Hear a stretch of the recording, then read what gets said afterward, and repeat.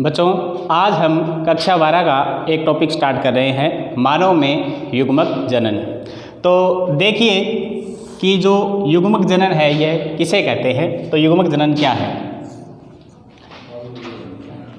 जनन अंगों में युग्मक निर्माण की प्रक्रिया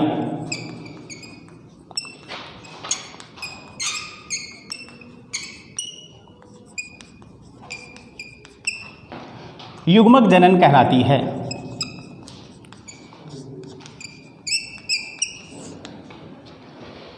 जनन अंगों में युग्मक निर्माण की प्रक्रिया युग्मक जनन कहलाती है। अब जो युग्मक जो बन रहे हैं ये युग्मक कौन से होते हैं? तो मानव में नर की बात करें तो नर के अंदर जो बनने वाला युग्मक है यह कहलाता है शुक्राणु।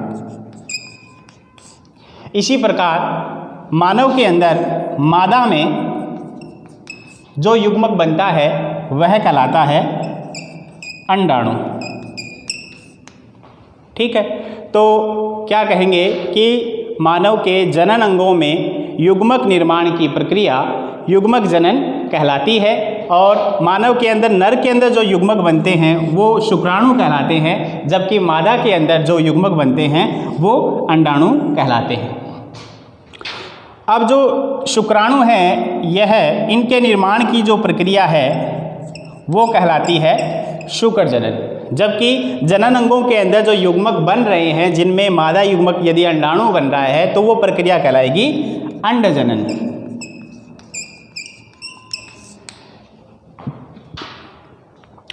शुक्र जनन की प्रक्रिया के द्वारा जो मानव के अंदर जनन अंगों में जो शुक्राणु बनते हैं यह शुक्राणु एक गतिशील संरचना होती है। गतिशील संरचना होती है जिसे गति करते हुए अंडाणु के पास पहुंचना होता है, जबकि मादा के जनन अंगों में जो युग्मक बनता है अंडाणु, जिस प्रक्रिया को हम अंड जनन कह रहे हैं, यह अंडाणु अचल होता है, इसमें गति नहीं होती है। तो सबसे पहले जो युग्मक निर्माण की जो प्रक्रिया है, इस युग्मक निर्माण की प्रक्रिया के अंदर FSH हार्मोन जो है, जिसे हम पुट्टिका प्रेरक हार्मोन कहते हैं, पुट्टिका प्रेरक हार्मोन कहते हैं, इसकी भूमिका होती है। तो सबसे पहले हम बात करते हैं शुक्र जनन की कि शुक्र जनन हम किसे कहेंगे।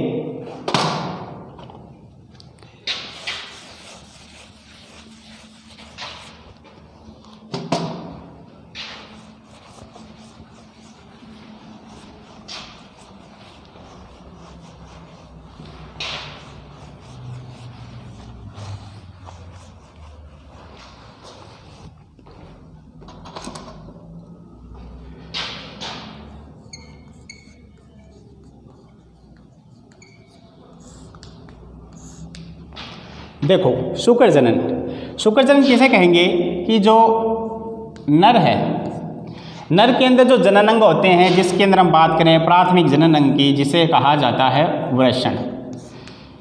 तो मानव के अंदर नर में जो वृषण है, इस वृषण के अंदर शुक्रजनक नलिकाएं पाई जाती है। शुक्रजनक नलिकाएं पाई जाती है जिन्हें सेमिनिफेरस ट्यूब्यूल्स कहते हैं। इन नलिकाओं में शुक्राणुओं का निर्माण होता है, यानी इनमें शुक्राणु निर्माण होता है। तो क्या कहेंगे हम कि नर के वृषण में शुक्रजनक नलिकाओं में शुक्राणु निर्माण की जो प्रक्रिया है वो क्या कहलाती है? शुक्र जनन कहलाती है। नर के वृषणों में शुक्रजनक नलिकाएं पाई जाती है और इन नलिकाओं में बनने वाले जो शुक्राणु हैं, जो शुक्राणु बनते हैं, उस प्रक्रिया को हम शुक्र जनन कहलाते हैं। शुक्र जनन की जो प्रक्रिया है यह मानव नर के अंदर लैंगिक परिपक्वता आने के पश्चात प्रारंभ होती है। लैंगिक परिपक्वता आने के पश्चात नर के जो प्राथमिक जननांग है वृषण, उन वृषणों की जो शुक्रजनक नलिकाएं हैं उनके अंदर शुक्राणुओं का निर्माण प्रारंभ हो जाता है, जिसे हम शुक्रजनन कहते हैं। अब जो शुक्रजनन है जिसमें शुक्राणुओं का निर्माण होगा लैंगिक परिपक्वता आने के पश्चात, इसके 2 चरण हैं। सबसे पहले तो निर्माण होगा स्पर्मेटिड का निर्माण, और इसी प्रकार शुक्रजनन की जो प्रक्रिया है इसका दूसरा चरण है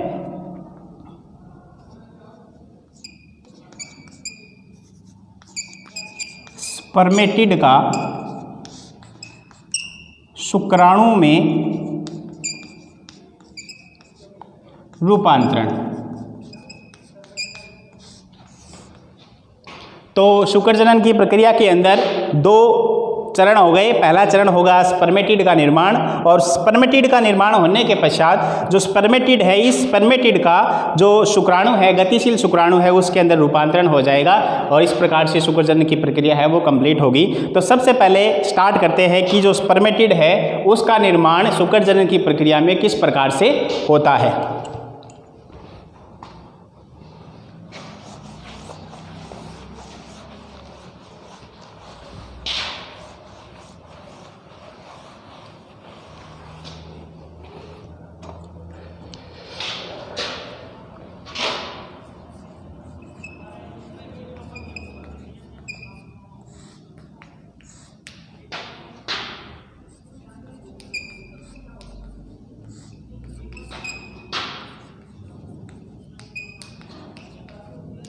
तो शुक्रजनन का जो पहला चरण है स्पर्मेटिड का निर्माण, इसकी बात कर लेते हैं। स्पर्मेटिड का जो निर्माण हो रहा है शुक्रजनन की प्रक्रिया में, इसे कहा जाता है स्पर्मेटोसाइटोजिनेसिस। स्पर्मेटोसाइटोजिनेसिस। तो हमने कहा कि जो शुक्रजनन की प्रक्रिया जो है यह नर के अंदर कब स्टार्ट होगी? लैंगिक परिपक्वता आने के पश्चात। लैंगिक परिपक्वता आने के पश्चात प्रारंभ होगी। तो क्या है शुक्रजनन की प्रक्रिया? लैंगिक परिपक्वता आने के पश्चात जो नर के अंदर जो जननांग है जिसे हमने नाम दिया था वृषण। अब जो वृषण है, इस वृषण के अंदर जो आउटर लेयरिंग है जिसे कहा जाता है जनन उपकला। अब इस जनन उपकला की जो कोशिकाएं हैं, इन कोशिकाओं में क्या होता है? लगातार विभाजन होता है, यानी ये कोशिकाएं जो है जनन उपकला की विभाजित होती है, और विभाजित होकर के किसका निर्माण करती है? स्पर्मेटोगोनिया का। किसका निर्माण करती है? स्पर्मेटोगोनिया का। जो स्पर्मेटोगोनिया है जिसे हम कहते हैं शुक्राणु मात्र कोशिका।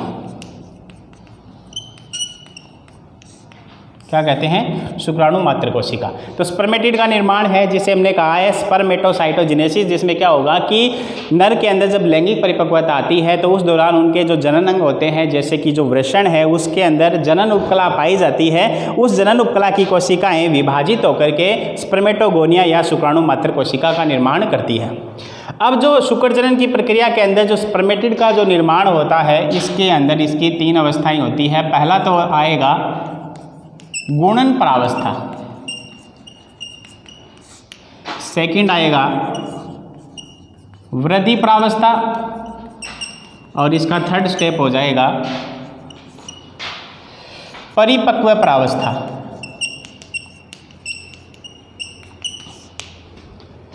तो सबसे पहले स्पर्मेटिड के निर्माण के अंदर गुणन प्रावस्था की बात करते हैं।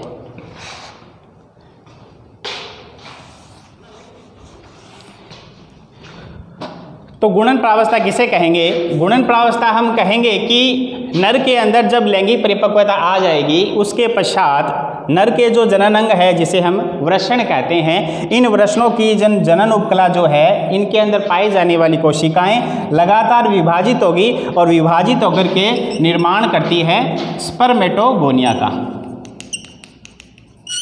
किसका निर्माण करेगी? स्पर्मेटोगोनिया का। अब जो स्पर्मेटोगोनिया है इसे हम शुक्राणु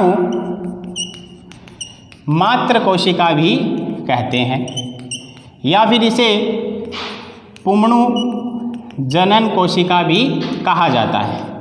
शुक्राणु मात्र कोशिका कह सकते हैं, शुक्राणु मात्र कोशिका के अलावा इसे स्पर्मेटोगोनिया भी कह सकते हैं, या फिर इसे पुंमणु जनन कोशिका भी कहा जाता है।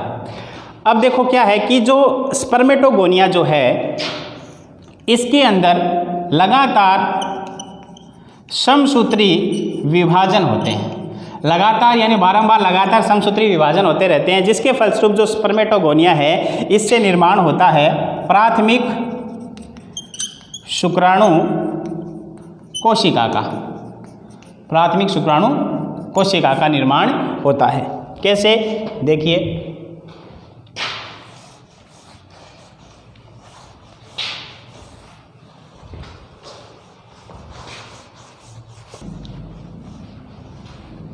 तो स्पर्मेटिड निर्माण का जो पहला चरण है जिसे हमने नाम दिया था गुणन प्रावस्था, इसकी बात कर लेते हैं। तो हमने कहा था कि जो वृषण के अंदर जो जनन उपकला है उसके अंदर लगातार विभाजन होता है, जिसके फलस्वरूप किसका निर्माण होता है, शुक्राणु मात्र कोशिका का, जिसे हमने नाम दिया है स्पर्मेटोगोनिया। तो देखो गुणन प्रावस्था में क्या होगा कि जो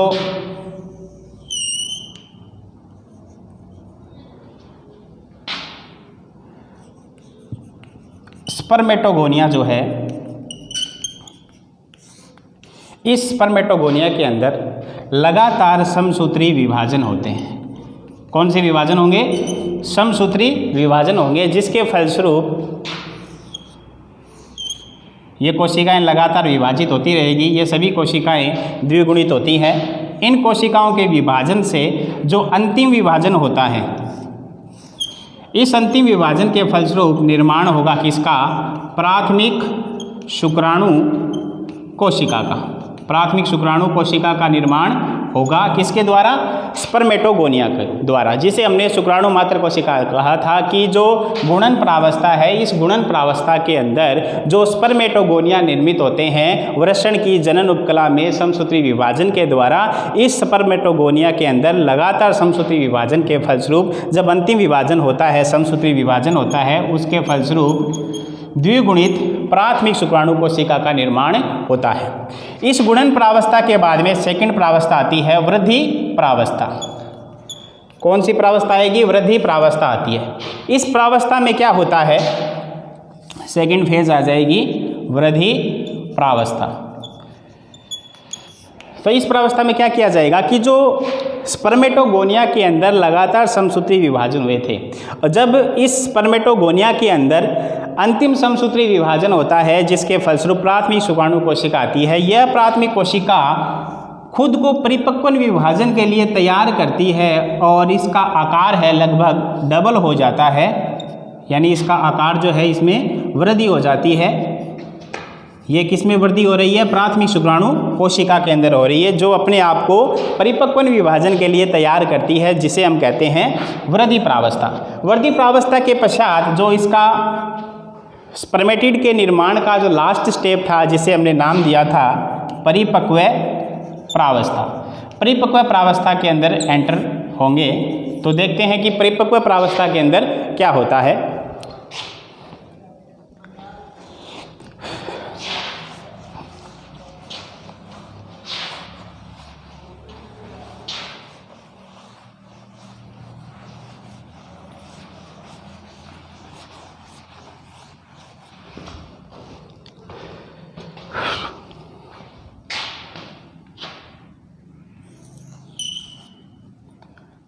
ये 2 ये हो गई अपनी वृद्धि प्रावस्था। वृद्धि प्रावस्था के बाद में जो प्राथमिक शुक्राणु जो कोशिका है, यह प्राथमिक शुक्राणु कोशिका किसके लिए तैयार होगी, विभाजन के लिए तैयार होगी। तो ये चली जाएगी विभाजन के अंदर, जो कि अपना किसके अंदर आएगा, परिपक्व प्रावस्था के अंतर्गत आएगा, परिपक्व प्रावस्था में आएगा। तो परिपक्व प्रावस्था में क्या होगा कि जो वृद्धि प्रावस्था के दौरान जो प्राथमिक शुक्राणु कोशिका थी जिसके आकार में वृद्धि हो गई थी और वह लगभग डबल आकार की हो गई थी, डबल बड़ी हो गई है, इसके अंदर प्रथम परिपक्व विभाजन होता है जिसे हम कहते हैं अर्धसूत्री विभाजन फर्स्ट। अर्धसूत्री विभाजन फर्स्ट होता है, जिसके फलस्वरूप क्या होगा कि जो प्राथमिक शुक्राणु कोशिका है यह विभाजित होकर के दो अगुणित द्वितीयक शुक्राणु कोशिका का निर्माण करती है। इसका निर्माण करेगी, द्वितीयक शुक्राणु कोशिका का निर्माण करती है। तो क्या हो रहा है परिपक्व प्रावस्था में, क्या हो रहा है, जो थर्ड स्टेप है अपना स्पर्मेटिड के निर्माण का, कि जब जो सेकंड अवस्था थी वृद्धि प्रावस्था, इस वृद्धि प्रावस्था के अंदर जो प्राथमिक शुक्राणु कोशिका थी यह परिपक्व विभाजन के लिए खुद को तैयार करती है और बाद में इसके अंदर अर्धसूत्री विभाजन फर्स्ट होता है, जिसके फलस्वरूप एक प्राथमिक शुक्राणु कोशिका दो अगुणित द्वितीय शुक्राणु कोशिका में विभाजित हो जाती है। इसके पश्चात क्या होगा कि जो द्वितीय शुक्राणु कोशिका है, प्रत्येक द्वितीय शुक्राणु कोशिका के अंदर विभाजन होता है जिसे कहा जाता है द्वितीय परिपक्व विभाजन, जो है अर्धसूत्री विभाजन सेकंड। द्वितीय शुक्राणु कोशिका के अंदर अर्धसूत्री विभाजन सेकंड होगा, जिसके फलस्वरूप प्रत्येक द्वितीय शुक्राणु कोशिका दो अगुणित गोलाकार आकृति के स्पर्मेटिड का निर्माण करती है, स्पर्मेटिड का निर्माण करती है। तो हमने कहा था कि जो शुक्र जनन की प्रक्रिया है उसके दो स्टेप है। सबसे पहले था स्पर्मेटिड का निर्माण जिसे कहा था स्पर्मेटोसाइटोजेनेसिस, और दूसरा था कि जो स्पर्मेटिड बने हैं इस स्पर्मेटिड से किसका निर्माण होगा, गतिशील शुक्राणु का, गतिशील शुक्राणु का निर्माण होगा, जिसे हमने कहा था स्पर्मियोजेनेसिस, स्पर्मियोजेनेसिस।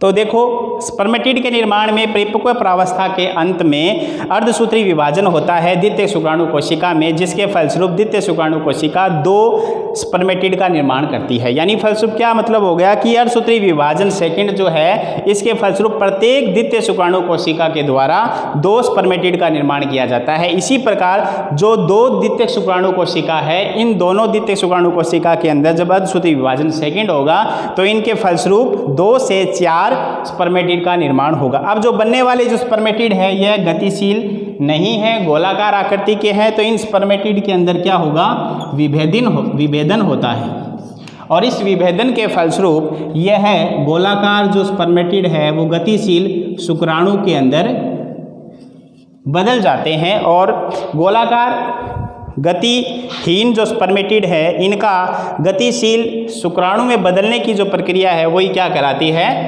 स्पर्मियोजेनेसिस।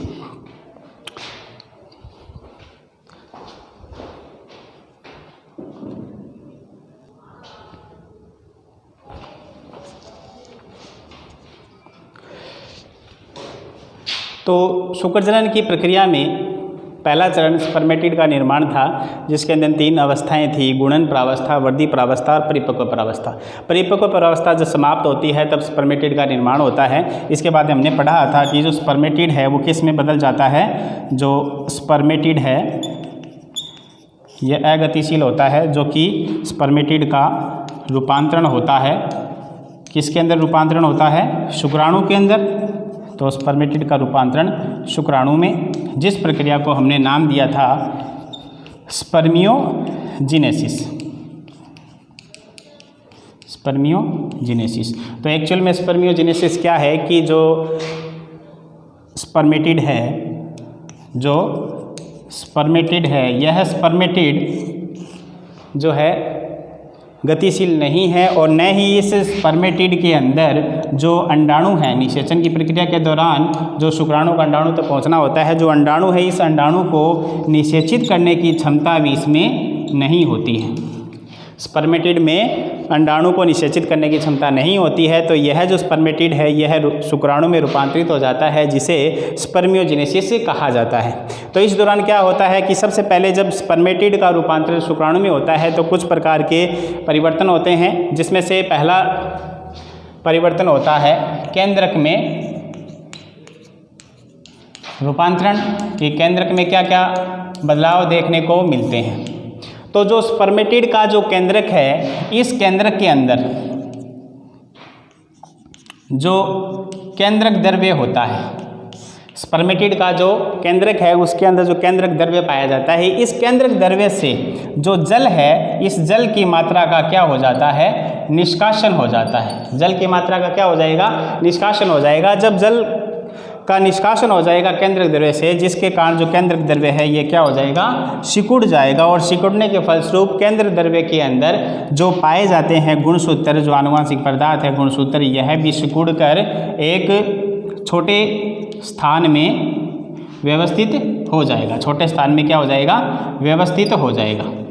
इसी प्रकार केंद्रक में जब रूपांतरण होगा उस दौरान क्या है कि जो केंद्रक है इसकी आकृति में भी क्या होता है, परिवर्तन होता है। जैसे कि बात करें मनुष्य के अंदर, तो केंद्रक में रूपांतरण के फलस्वरूप मनुष्य के अंदर जो केंद्रक है स्पर्मेटिड का, वह किस आकृति का हो जाता है, अंडाकार। स्पर्मेटिड की जो आकृति है यह जाति विशिष्ट होती है। जैसे मनुष्य के अंदर यह अंडाकार आकृति की होती है, उसी प्रकार मेंढक के अंदर बात करें तो यह और इसी प्रकार जो मेंढक है, इस मेंढक के अंदर यह कटार रूपी होता है। कटार की आकृति का होता है मेंढक के अंदर, जबकि मनुष्य के अंदर जो केंद्रक है यह अंडाकार आकृति का होता है। केंद्रक में और क्या परिवर्तन देखने को मिलते हैं कि जो केंद्रक है, इस केंद्रक से जो अनावश्यक पदार्थ है, जो अनावश्यक पदार्थ है, इनको भी यहाँ से रिमूव कर दिया जाता है, हटा दिया जाता है। जैसे कि बात करें कि केंद्रिका, इसके अलावा जैसे कि आरएनए, इसके अलावा जैसे कि जो प्रोटीन हैं, इनको यहाँ से रिमूव कर दिया जाता है ताकि जो केंद्रक है इसका भार कम हो जाए और शुक्राणु है गतिशील हो पाए और निषेचन के समय शुक्राणु गति करता हुआ अंडाणु तक पहुंच जाए और निषेचन की प्रक्रिया कंप्लीट हो जाए। तो ये कुछ परिवर्तन देखने को मिलते हैं कब, जब स्पर्मेटिड का रूपांतरण होता है किसमें, शुक्राणु में, जिससे हमने कहा था स्पर्मियोजेनेसिस कहा था। तो मुख्य रूप से क्या क्या परिवर्तन हुए केंद्रक में कि एक तो केंद्रक के अंदर जो केंद्रक द्रव्य था इससे जल का निष्कासन हो जाता है, जिसके फलस्वरूप केंद्र द्रव्य सिकुड़ जाता है और इसके अंदर उपस्थित आनुवंशिक पदार्थ किसी कोने के अंदर व्यवस्थित हो जाता है, यानी सिकुड़ जाता है। दूसरा क्या है कि केंद्रक से अनावश्यक पदार्थ है, जैसे कि केंद्रिका है, प्रोटीन है, आरएनए है, इनका भी निष्कासन कर दिया जाता है, यानी इसका भार है वो हल्का हो जाता है। और साथ साथ में जो केंद्रक है इसका आकार भी परिवर्तित होता है और इसका जो आकार है वो जाति विशिष्ट होता है। मनुष्य की बात करें तो केंद्रक किस आकृति का होगा, अंडाकार होगा। इसी प्रकार से बात करें मेंढक की तो इसके अंदर यह कटार रूपी होता है। तो इस प्रकार से केंद्र के अंदर परिवर्तन देखने को मिलेंगे।